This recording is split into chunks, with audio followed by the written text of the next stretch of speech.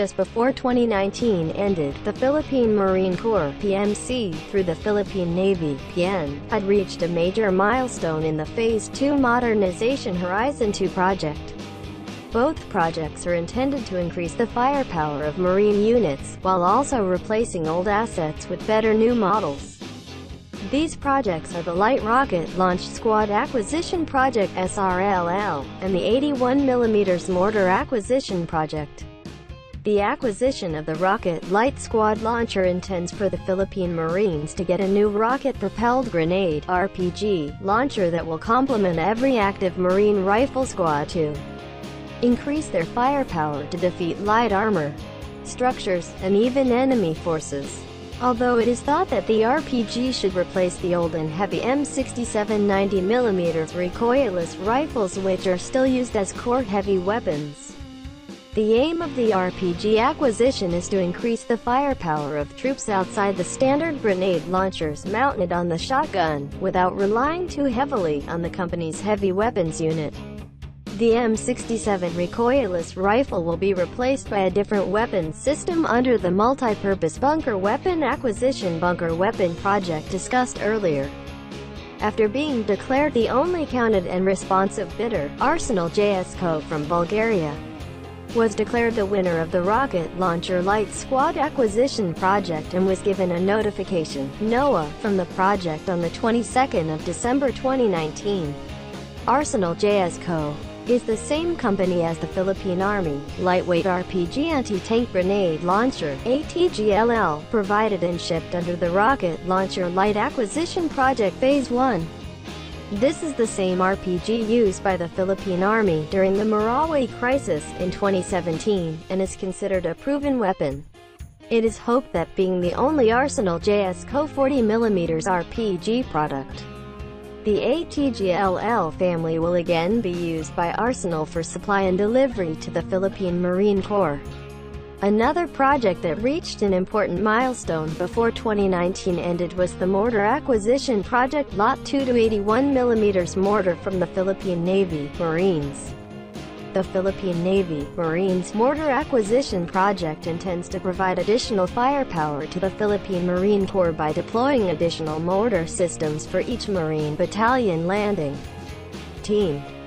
These include 60mm Lot 1, 81mm Lot 2, and 120mm Lot 3. So far, only Lot 2 has been tendered from 3 lots, while PMC already operates older 81mm mortars. The plan is likely to increase the number of 81mm mortars to increase arms shipments, while also replacing some older 81mm mortars that are considered irreparable. It remains to be seen whether this older mortar can be repaired and returned to service.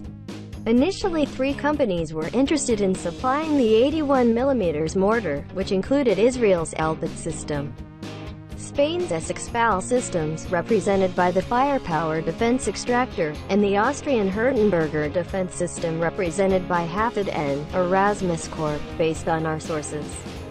Elbit offers a 81mm B499 mortar, the XPAL system offers an 81mm M98 mortar, and the Herrenberger defense system offers an 81mm M8 Werfer mortar.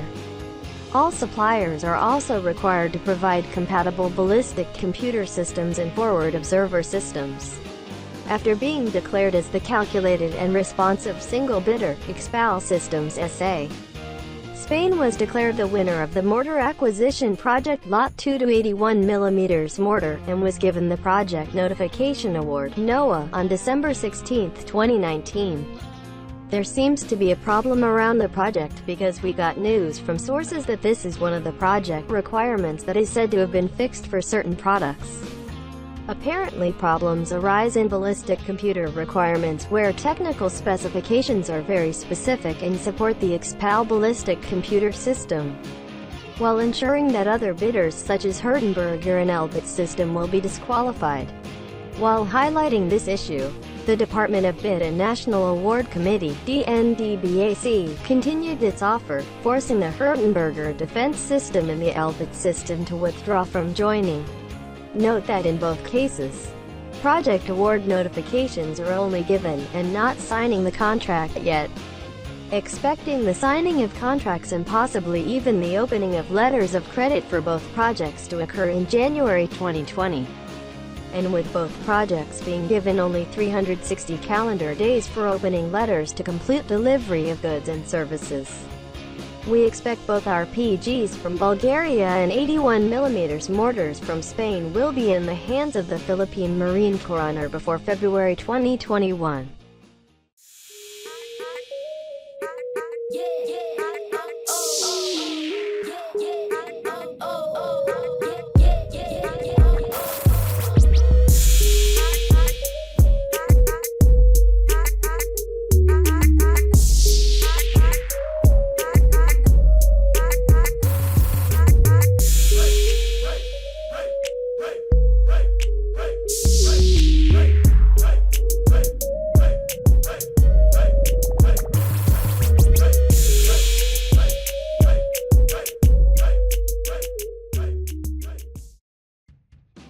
Bago pa matapos ang 2019, ang Philippine Marine Corps (PMC) sa pamamagitan ng Philippine Navy (PN) ay umabot sa isang pangunahing milestone sa Phase 2 Modernization na Horizon 2. Ang parehong mga proyekto ay inilaan upang madagdagan ang firepower ng mga unit ng dagat, habang pinalitan din ang mga lumang assets ng mas mahusay na mga bagong modelo.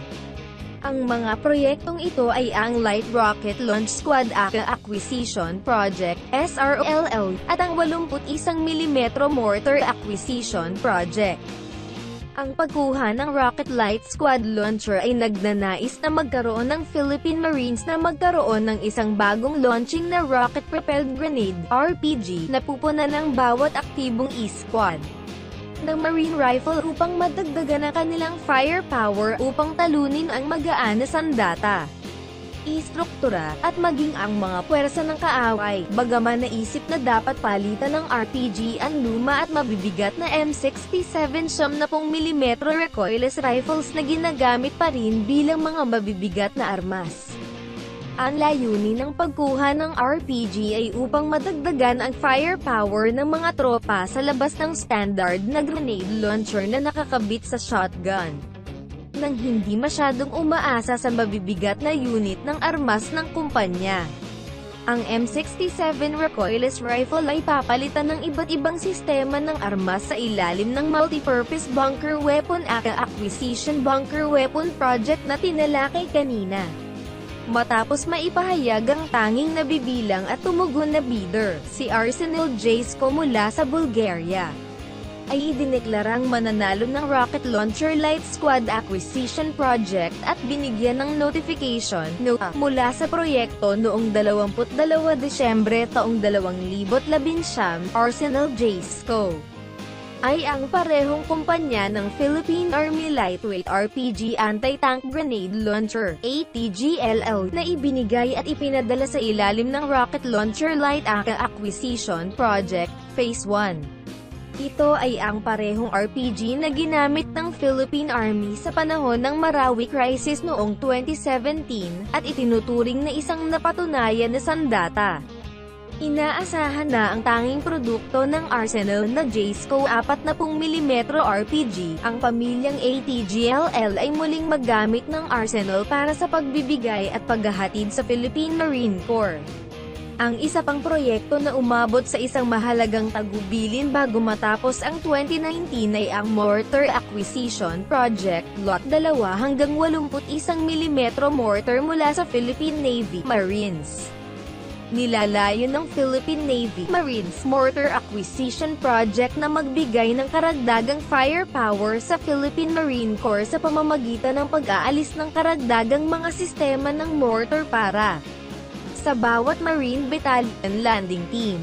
Kabilang dito ang 60mm Lot 1, 81mm Lot 2, at 120mm Lot 3. Sa ngayon, tanging ang Lot 2 lamang ang nai-render mula sa tatlong maraming, habang nagpapatakbo na ang PMC ng mas matandang 81mm mortar.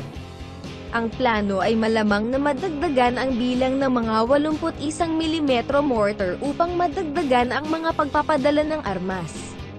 Habang pinalitan din ng ilang mga mas lumang 81mm mortar na itinuturing na hindi mababago, ito ay nananatiling makita kung ang mas matandang mortar na ito ay maaaring maayos at ibalik sa serbisyo. Sa una ay 3 kumpanya ang interesado sa pagbibigay ng 81mm mortar, na kasama ang Israel's Elbit System, ang SXPAL Systems ng Spain, na kinakatawan ng Firepower Defense Extractor, at ang Austrian Hertenberger Defense System na kinakatawan ng Hafod and Erasmus Corp. Batay sa aming mga mapagkukunan, nag-aalok ang Elbit ng isang 81mm B499 mortar. Ang XPAL system ay nag-aalok ng isang 81mm M98 mortar, at ang Hertenberger Defense System ay nag-aalok ng isang 81mm M8 Werfer mortar. Kinakailangan din ang lahat ng mga supplier na magbigay ng katugmang mga sistema ng ballistic computer at mga ipasa na sistema ng pagmamasid. Matapos ipinahayag bilang calculated and responsive single bidder, ang XPAL Systems SA ang Spain ay idineklara na nagwagi sa Mortar Acquisition Project, Lot 2 hanggang 81mm mortar. At binigyan ng Project Notification Award, NOTA, noong ika-16 ng Disyembre taong 2019, tila may isang problema sa paligid ng proyekto. Dahil nakakuha kami ng balita mula sa mga mapagkukunan na ito ay isa sa mga kinakailangan sa proyekto na sinasabing naayos para sa ilang mga produkto.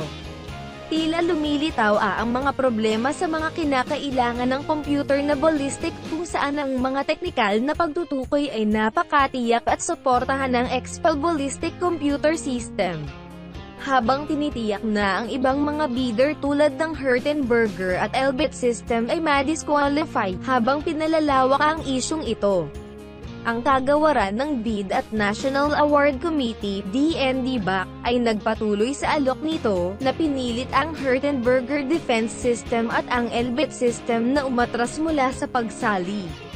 Tandaan na sa parehong mga kaso, ang mga pagbibigay ng award sa proyekto ay binibigyan lamang, at hindi pa nilagdaan ang kontrata. Inaasahan ang pag-sign ng mga kontrata at marahil ang pagbubukas ng sulat ng kredito para sa parehong mga proyekto na mangyari sa Enero taong 2020.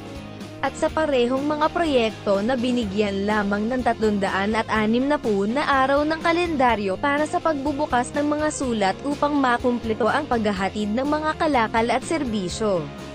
Inaasahan namin ang parehong mga RPG mula sa Bulgaria at 81mm mortars mula sa Spain ay nasa kamay ng Philippine Marine Corps o bago ang Pebrero taong 2021.